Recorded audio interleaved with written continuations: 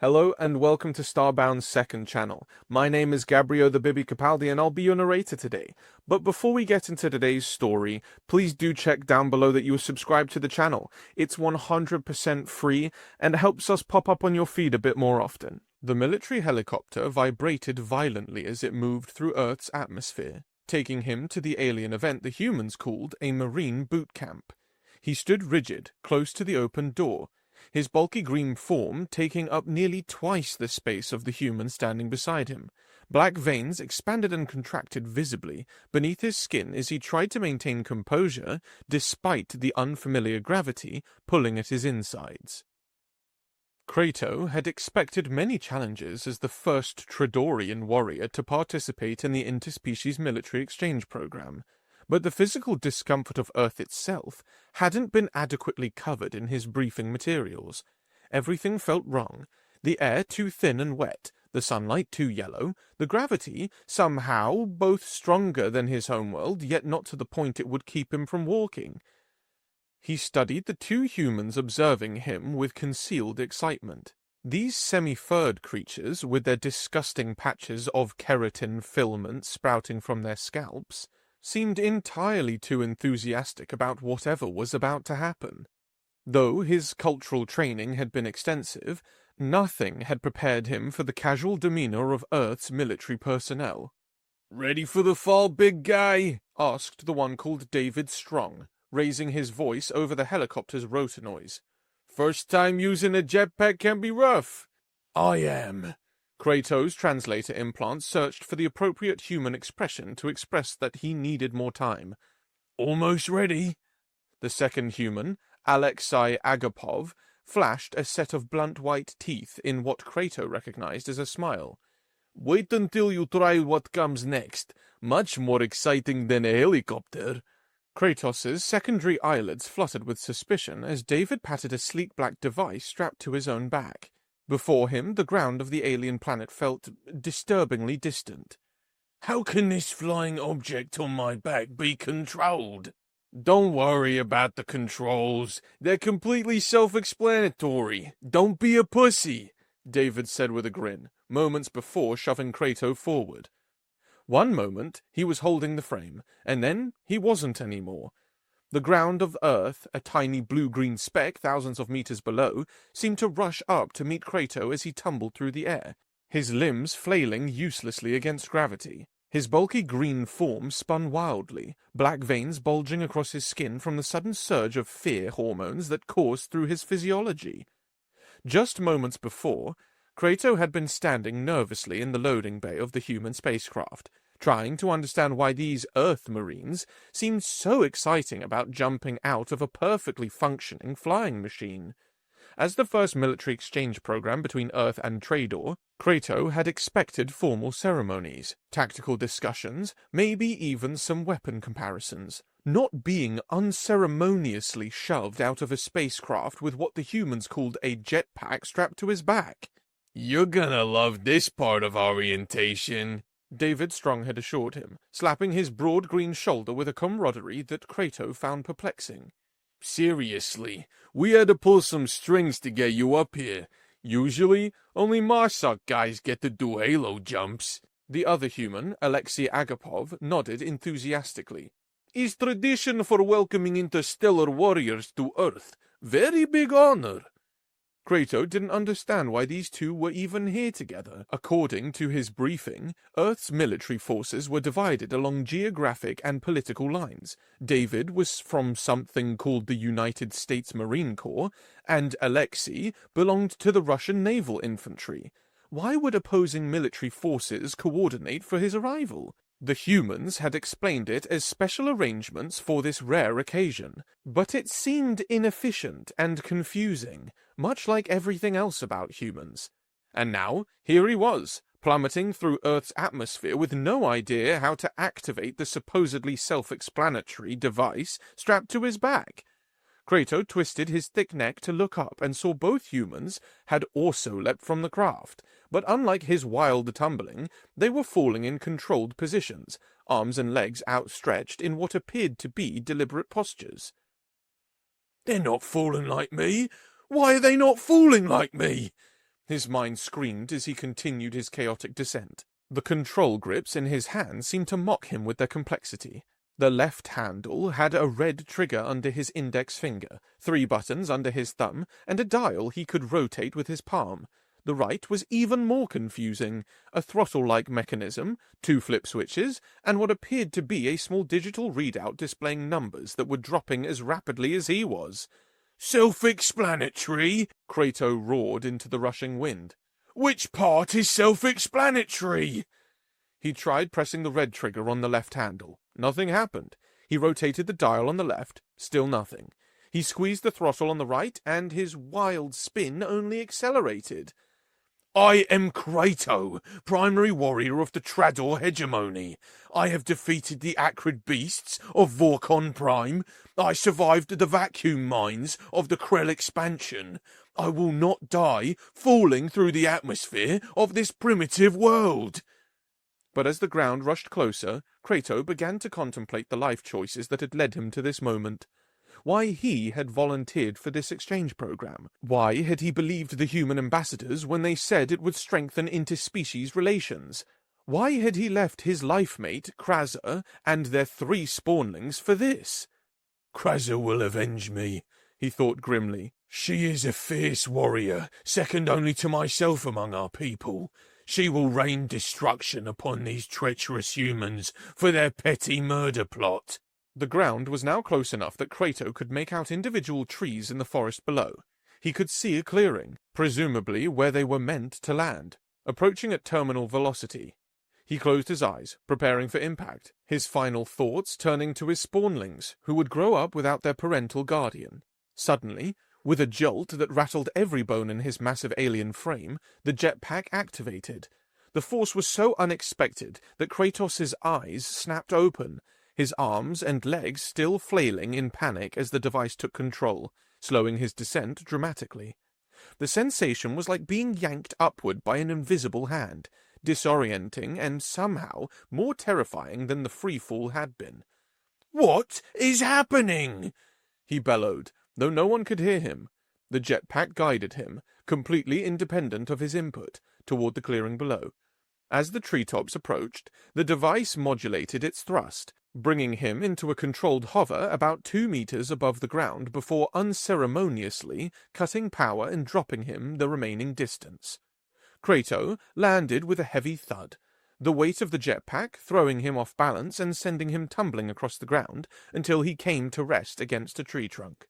He lay there, strapped to the deactivated device, limbs splayed awkwardly, unable to coordinate his movements enough to free himself from the harness. "Whoa! What a rush!" David's voice called out as 2 figures descended gracefully into the clearing, landing on their feet with practiced ease. Both humans jogged over to where Kratos lay immobilized, wearing expressions that seemed to contain both amusement and concern. "You okay there, big guy?" David asked, kneeling beside him and helping to unbuckle the complicated harness system. "First jump's always the scariest." Why did you—" Kratos couldn't even formulate a coherent question, his translator implant struggling to convert his gasping, fear-soaked thoughts into words. "Is tradition for interstellar guests," Alexei said again, helping to lift the jetpack off Kratos' back. "Best way to build trust. Fall together, land together." Kratos noticed that both humans were still wearing their jetpacks, moving with them as if the devices weighed nothing at all. They didn't even bother to unstrap themselves as they helped Kratos to his feet. "You did great," David assured him, though Kratos could detect dishonesty in the human's voice pattern.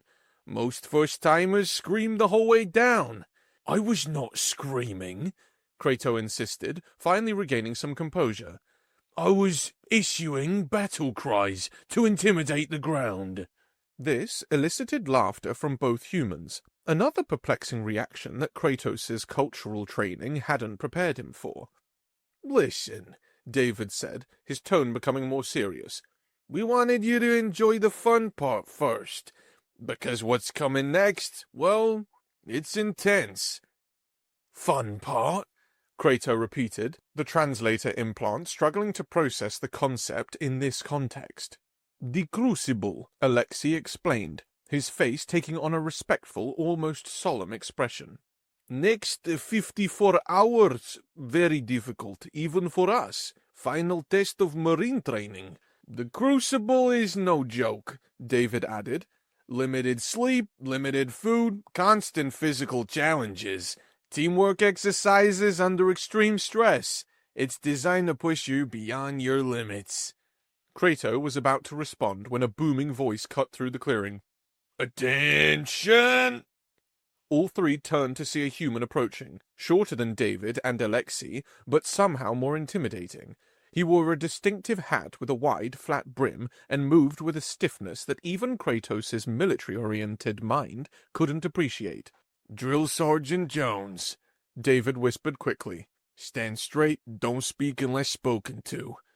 The human called Jones stopped directly in front of Kratos, looking up at the alien warrior without a hint of intimidation despite the significant height difference.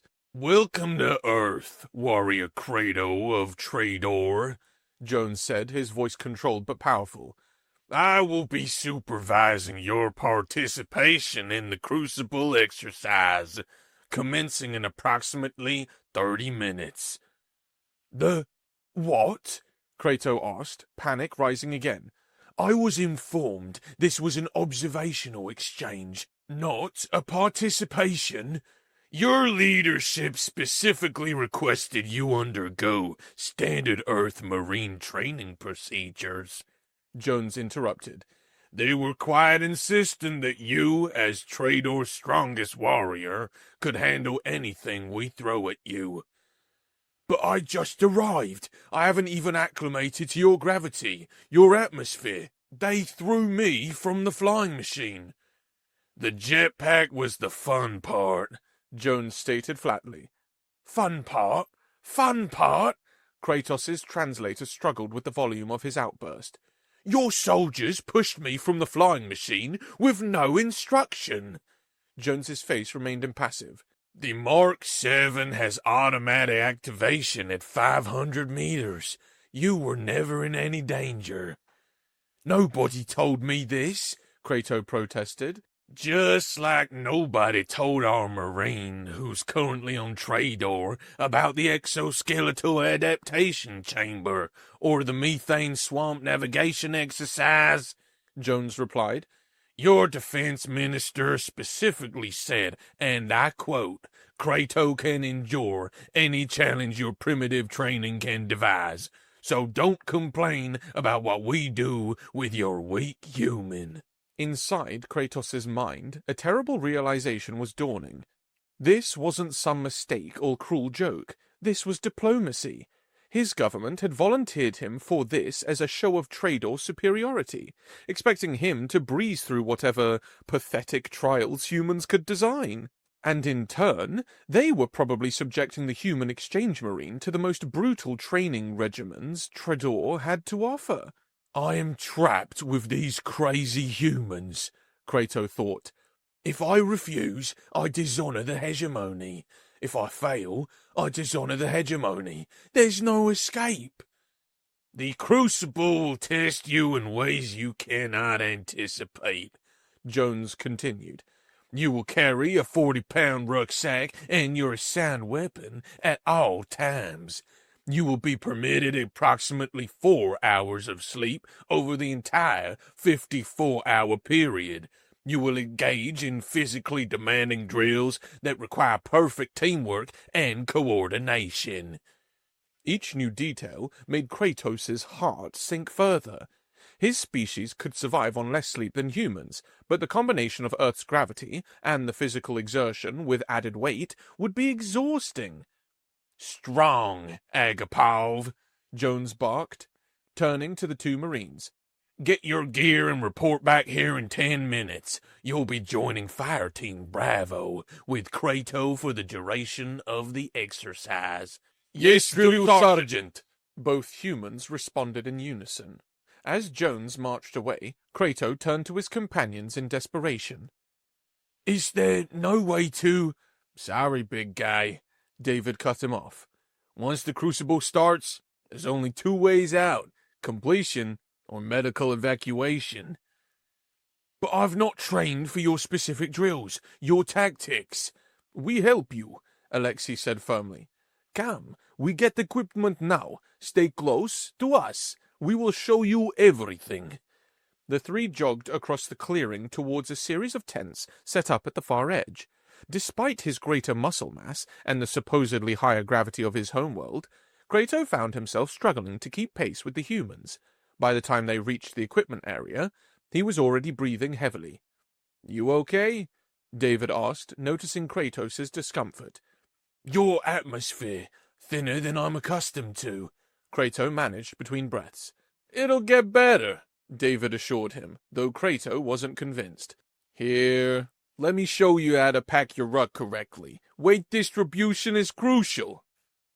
While David demonstrated the proper packing technique, Alexei returned with a rifle that he presented to Kratos. Standard M27 infantry automatic rifle, Alexei explained. Is lighter than old models, but still feel heavy after carrying for many hours. Kratos took the weapon, surprised by its primitive design. Trader forces used pulse rifles that weighed half as much and could fire continuously for hours without overheating. This mechanical contraption, with its metal components and physical ammunition, seemed like something from Trader's ancient history museums. When they rejoined the larger group of Marines preparing for the Crucible, Kratos felt a wave of dread wash over him. His mental state, already fragile from the jetpack incident, was deteriorating rapidly. He could feel his veins darkening across his skin, a physiological response to extreme stress that his species couldn't control. Hey, David said quietly, noticing the change. One step at a time, okay? Alexei and I have got your back. Why would you help me? Kratos asked, genuinely confused. I'm not of your species, not of your military unit. Because that's what Marines do, David replied simply. We leave no man behind. There was something in the human's eyes, something Kratos hadn't expected to find. Sincerity? The same look he'd seen in the eyes of his own squad members during the Krell conflict. It gave him a small spark of hope, despite how he had viewed these humans as devils when he was plummeting to what he thought would be his death. The Crucible began with a 12-mile march through densely wooded terrain.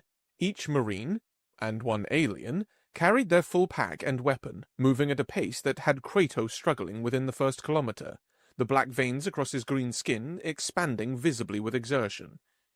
Keep going, David encouraged, dropping back to march alongside him when Kratos began to fall behind. Focus on the next step, not the whole journey. They reached the first challenge station, a simulated urban combat environment, after 3 hours of marching. Kratos' legs were burning, his breathing labored, but he forced himself to stand tall as Jones explained the exercise. You will clear the buildings in teams of 4, Jones announced. Tactical movement, room-clearing protocols, communication is essential. Fire Team Bravo, Strong, Agapov, Martinez, and Kratos. The human, called Martinez, gave Kratos a wary look but nodded respectfully. The 4 of them huddled together as David quickly explained the basic tactics to Kratos. I cannot do this, Kratos whispered desperately. I don't know your protocols. You follow me, Alexei said firmly. I point, you go. I stop, you stop. Simple. Somehow, they made it through the exercise without completely embarrassing themselves. Kratos' movements were clumsy compared to the practiced precision of the Marines, but he followed Alexei's lead as instructed, and the team completed the objective. The day continued with more marches, more challenge stations. They crossed a water obstacle course where Kratos discovered, to his horror, that his species was naturally less buoyant than humans in earth water. David and Alexei had to physically drag him across one section, all 3 emerging coughing and sputtering on the far bank. They tackled an obstacle course where Kratos' greater strength was finally an advantage, allowing him to climb walls with ease, though his bulkier frame made the tunnel crawls nearly impossible, making him a burden to his team. By the time night fell, they had completed only the first third of the Crucible's challenges. Kratos had never been so exhausted in his life. Every muscle in his body ached, His skin was chafed in places where the human-designed pack rubbed against him, and his feet had developed what the humans called blisters, a painful condition he'd never experienced before. Their fire team found a relatively quiet spot to prepare their evening meal, something the humans called MREs, or meals ready to eat. Kratos examined the brown package with suspicion. How does one activate the heating element? He asked, turning the package over in his hands. David laughed, not unkindly, and showed him how to use the chemical heater. The four of them sat in a small circle, too tired to speak much as they ate. Finally, Martinez broke the silence. So, what's it like on Trador? Your military training must be intense if this is considered an exchange program. Kratos considered the question carefully. Different. Our gravity is 0.9 times Earth standard. Our atmosphere is denser, richer in nitrogen. But our training focuses more on individual combat expertise than your team-coordinated approach. Individual combat? Alexei asked. No teams? We train in units, Kratos clarified. But each warrior is expected to function independently if necessary. Your approach, this constant support, adjustment to accommodate team members' weaknesses, it is not our way. That's like the whole point of being Marines, David said. The unit is stronger than any individual. Kratos thought about how many times today he would have failed, or perhaps even been injured, without David and Alexei's constant assistance. On Trador, warriors who couldn't keep up were left behind, expected to either find their own way or accept the consequences of their weakness. As the others shared stories about their lives before the Marines, David's childhood in a place called Wisconsin, Alexei's family in Vladivostok, Martinez's dreams of becoming a pilot, Kratos remained mostly silent, listening and observing. Inside, his thoughts churned. He had been so quick to assume the worst of these humans when they'd pushed him from the aircraft. He'd been prepared to hate them, to report back to the hegemony about their treachery and cruelty. But throughout this brutal day, they had shown him something unexpected. Not weakness, as he had been taught to expect from physically inferior species, but a different kind of strength. Perhaps there is something to learn here after all, Kratos thought, watching the three humans laugh together despite their exhaustion. Though I will never consider that their jetpack tradition was anything but a terrible idea. He hadn't forgiven them entirely for the free-fall terror, but somewhere in the back of his mind, a small, treasonous thought was forming. Maybe, just maybe, these humans weren't the primitive, inferior creatures Trador propaganda had led him to believe. They still had 36 hours of the Crucible left to endure, and Kratos was certain things would only get more difficult from here. But as he looked at the three Marines sitting with him, he felt something he hadn't expected. A cautious optimism that with their help, he might actually survive this hell. The second day of the Crucible only existed in Kratos' mind as fragmented shards of memory, like looking through a broken view screen. His exhausted brain had only retained flashes of the grueling experience, jagged pieces that didn't quite fit together into a coherent timeline. He remembered the weapons training, how the primitive projectile rifle had bruised his shoulder with each shot. The humans called it recoil, a concept entirely foreign to Trador energy weapons. After the fifth shot, his entire right side had ached, the black veins beneath his green skin darkening to a deep purple from the repeated impact. Lean into it more, David had instructed, adjusting Kratos' stance. Anticipate the kick. Kratos had tried, but his physiology distributed weight differently. Each shot sent painful vibrations through his skeletal structure in ways the humans couldn't understand. Another fragment, the communal shower facility. The humans had insisted on proper hygiene despite being in a simulated combat scenario. Another peculiarity Kratos couldn't fathom. He'd stood awkwardly at the edge of the tiled room, watching the casual way the humans stripped down and moved about naked, seemingly unconcerned with their vulnerability.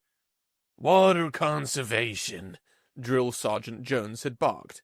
2 minutes per marine. That includes you, Warrior Credo. Reluctantly, he'd removed his gear and stepped under the cold spray, acutely aware of the sideways glances his alien anatomy attracted. The water had a strange mineral composition that made his nose itch, but the brief respite from exertion had been almost worth the discomfort. Then there was the incident with what the humans called a bee, a tiny flying creature that had landed on Kratos' arm during a brief rest period. Unfamiliar with Earth fauna, he'd observed it with curiosity until it had suddenly jabbed a sharp appendage into his skin. His instinctive reaction, a battle roar and violent swatting motion, had sent nearby Marines diving for cover, thinking they were under attack. "Just a bee sting?" Martinez had explained, barely containing his laughter while Alexei and David helped calm the startled troops. "Happens to everyone."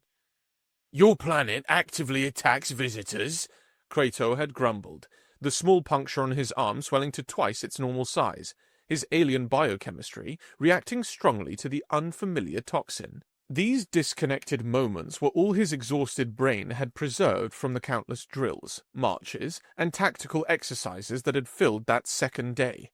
The rest was a blur of muscle pain, thirst, and the constant weight of the pack digging into his shoulders. As dusk fell on the second day, Kratos had expected, hoped desperately, for the brief rest period they'd been granted the previous night. Instead, Drill Sergeant Jones had gathered the squads together with news that sent Kratos' heart sinking. "Night navigation exercise," Jones announced, his voice showing no sympathy for their exhausted state. 15 miles through varied terrain. Full gear, no lights except for map checks.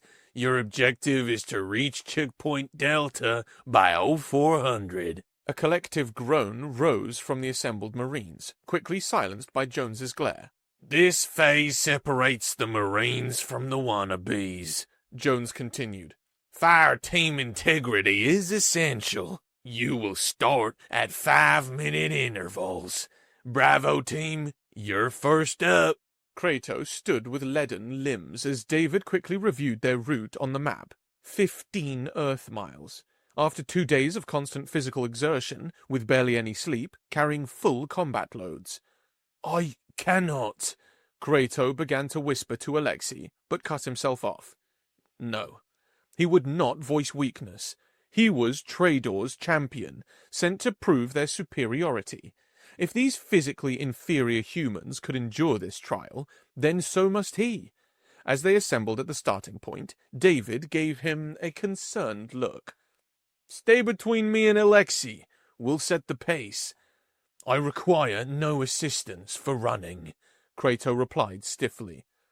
"Everyone needs help sometimes," Martinez said quietly. "No shame in it."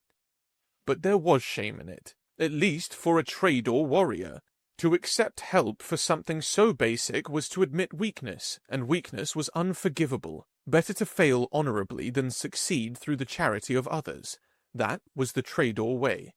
"Begin!" Jones shouted, and Fireteam Bravo moved out into the darkness. The first minutes were manageable. Kratos' night vision was naturally better than the humans', and the terrain was relatively flat. But as they entered the dense forest and began to climb upward, each step became a battle of will against his screaming muscles. His breaths came in ragged gasps, the Earth's oxygen content insufficient for his physiology under such exertion. The weight of the pack seemed to increase with every meter, as if the planet's gravity was specifically targeting him for torture. Several times, David or Alexei moved closer, clearly intending to offer support, but Kratos deliberately increased his pace to avoid them. He would not become their burden. He would not bring shame to the hegemony by using those humans for support. 6 minutes into the march, they had reached a steep ravine that had to be navigated by a narrow path winding down one side and up the other. Kratos' legs trembled with each downward step, threatening to buckle beneath him. "Take it slow," David advised from behind. "No rush." But there was a rush. The deadline of 0400 loomed over them, and Kratos' pride would not allow him to be the reason they failed. He pushed onward, each footfall a potential disaster as loose rocks shifted beneath his boots. Halfway across the ravine floor, a wave of dizziness swept over him. The world tilted sideways, the stars above smearing into streaks of light as his vision swam. He stumbled, caught himself, then forced his body forward through sheer willpower. Up the other side of the ravine, each step became a monumental achievement. His world narrowed to the small patch of ground directly in front of him. Everything else faded to a dim periphery of shapes and shadows. He was vaguely aware of voices around him, fragments of conversation floating through his consciousness like debris in space. "Holding up okay? Worried about?" Never seen anyone push through like... Then one phase penetrated the fog of his exhaustion with crystal clarity. "Good pace, everyone. First mile complete. 14 to go." The words struck Kratos like a physical blow. First mile? Only the first mile? His mind struggled to process this information, refusing to accept its implications. They had been marching for what he perceived as hours, suffering for hours, and had only completed 1/15 of their journey. It was impossible. It was unbearable. It was... darkness. Kratos found himself standing at the entrance to his home on Trador. The familiar yellow-tinged vegetation of his garden swayed gently in the breeze, and the lower gravity made his body feel buoyant, almost weightless after the crushing pressure of Earth. Relief flooded through him. Had it all been some terrible dream? A training simulation, perhaps? The door slid open, and there stood Kraza, his life mate, her green skin marked with the distinctive black vein patterns that had first attracted him to her.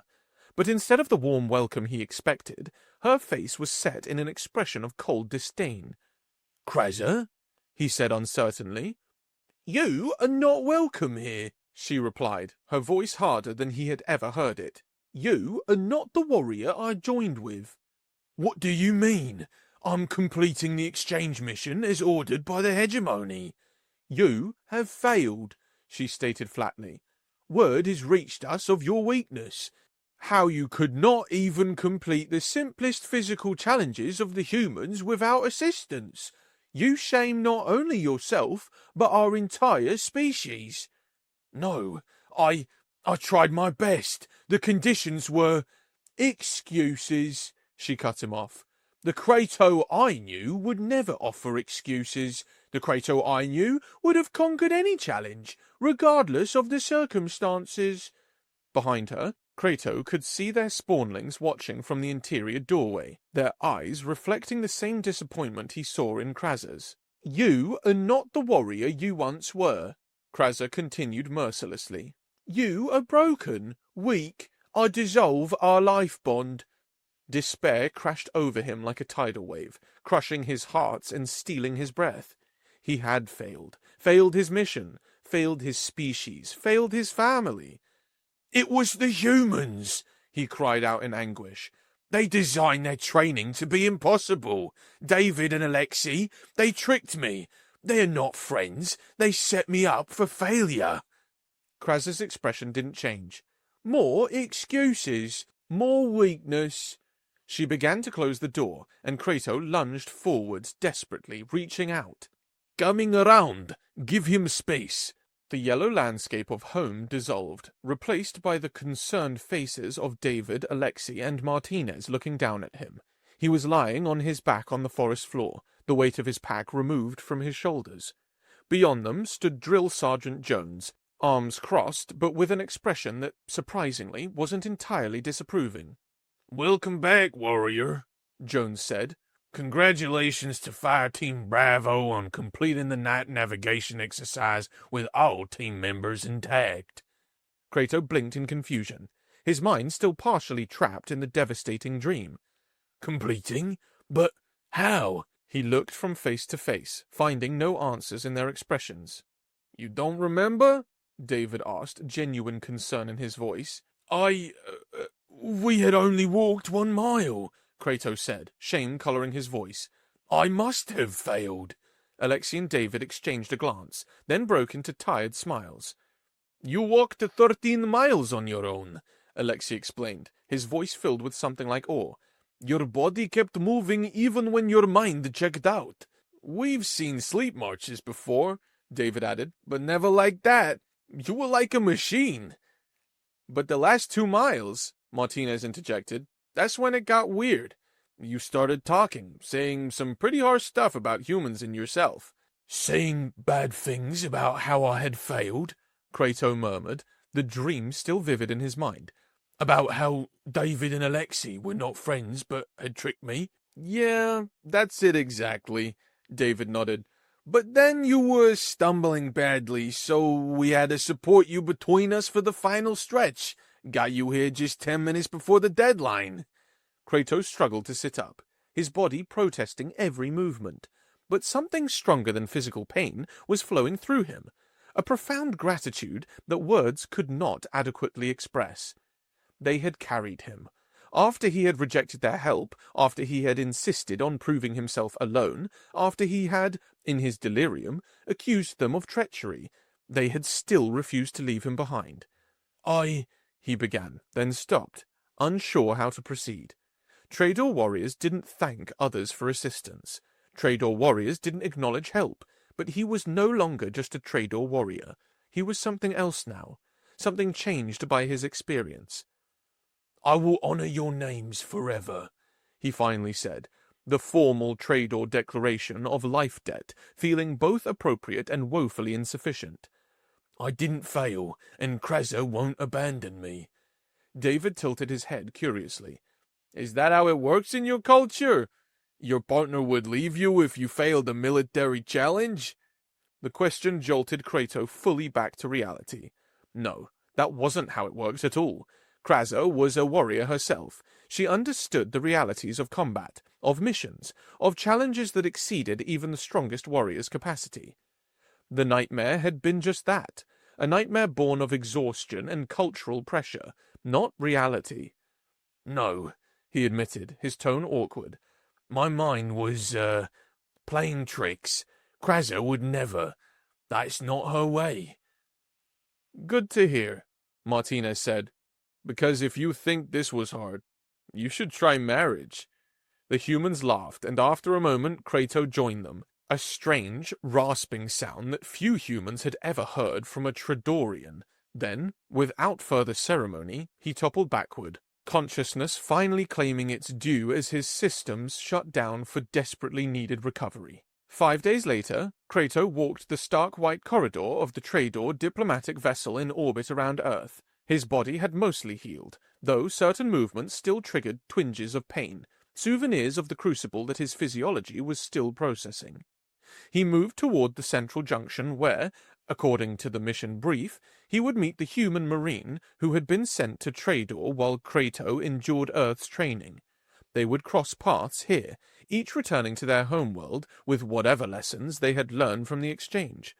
From the opposite end of the corridor, a human figure approached, walking with the distinctive posture of someone accustomed to much higher gravity. As they drew nearer, Kratos could see the physical toll the Trador training regime had taken on the human. New scars on visible skin, a slight limp, shoulders held at an angle that suggested healing injuries beneath the uniform. They stopped when they reached each other. Two warriors from different worlds, each forever changed by what they had experienced. So, you are Thomas, Kratos said, breaking the silence. The human nodded, his eyes evaluating Kratos with interest. And you're Kratos, I suppose. Before Kratos could reply, Thomas laughed, not mockingly, but with the genuine mirth of shared hardship. Your homeworld was brutal. Your combat instructors are merciless. And that methane swamp? I still have nightmares. He paused, then added with unexpected pride. But I made it through. Feel like the best warrior in the world now. He studied Kratos for a moment longer. What about you? Learn anything from our primitive training methods? Kratos took his time answering, the memories of the Crucible, both the suffering and the revelations, washing through his mind. It was challenging in ways I did not anticipate, he finally said. But I've learned that I can win any battle, as long as I have the best warriors on my team. Thomas just laughed, placed a hand on Kratos' shoulder, and walked past him. I see. he said. Good for you.